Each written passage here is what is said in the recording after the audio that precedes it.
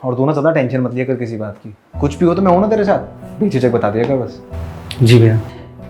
अच्छा भैया, मैं सोच रहा था चलता हूँ। हाँ ठीक। अब भाभी, एक गिलास ठंडा पानी मिलेगा क्या? वो मैंने आपको किताब के लिए बोला था ना। कल ले लियो मेरे से पैसे, मैं कल एटीएम जाऊँगा तो निकलवा लूँगा वहाँ से। ठीक है भैया। रोज रोज मुंह उठा के चला आता है, बड़ा आया ठंडा पानी पीने वाला।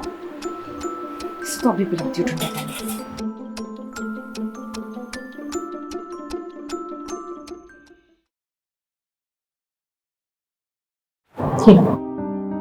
शुक्रिया भाभी।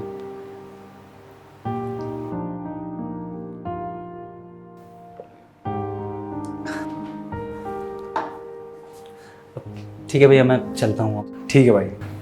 नमस्ते भाभी।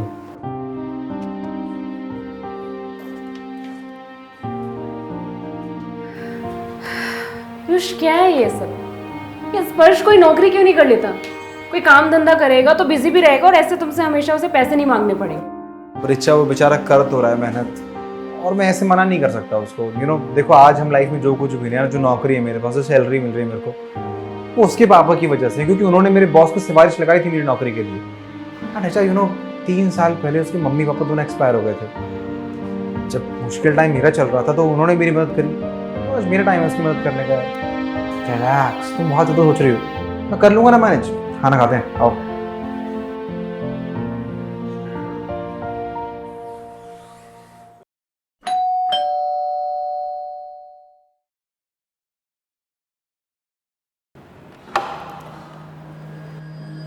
नमस्ते भाभी। वो भैया नहीं है क्या घर पे? उनसे कुछ काम था।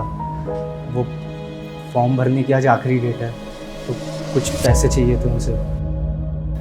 क्या हुआ भाभी? हाथ छोड़ो मेरा! क्या बदतमीजी है!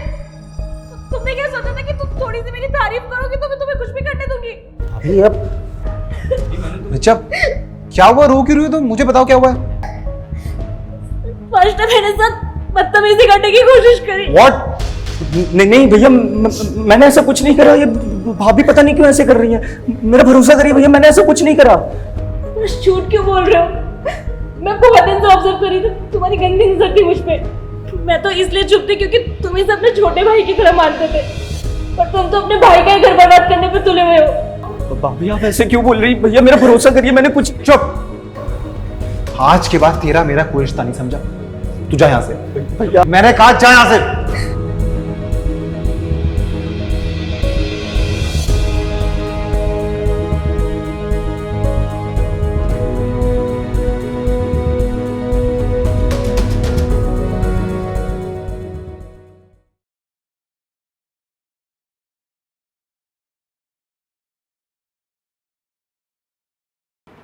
फाइनली मुझे मेरी बहन के लिए अच्छा लड़का मिल ही गया। तुम्हें पता है मम्मी पापा कितने ज़्यादा परेशान थे। ऊपर से सेजल का रंग सांवला है तो सारे लड़के उसे मना ही कर देते थे। और भगवान का लाख लाख शुक्र है, हमें एक अच्छा लड़का मिल ही गया। और लड़का भी पीसीएस है, प्लस उसकी कोई डिमांड नहीं है। भाई इससे बेहतर क्या ही होगा। कहाँ पोस्टिंग है उसकी? दिल्ली में, लेकिन यहीं का रहने वाला है और अभी छुट्टी भी आया हुआ है, इसीलिए तो पापा जी ने हमें उससे मिलने के लिए भेजा है। सब कोई प्रॉब्लम ना हो। रिचा भाभी, आप सेजल की बहन हो? स्पर्श, रिचा की बहन के लिए तेरा रिश्ता है? वैसे लेट्स गो, हम इससे कोई वास्ता नहीं रखना।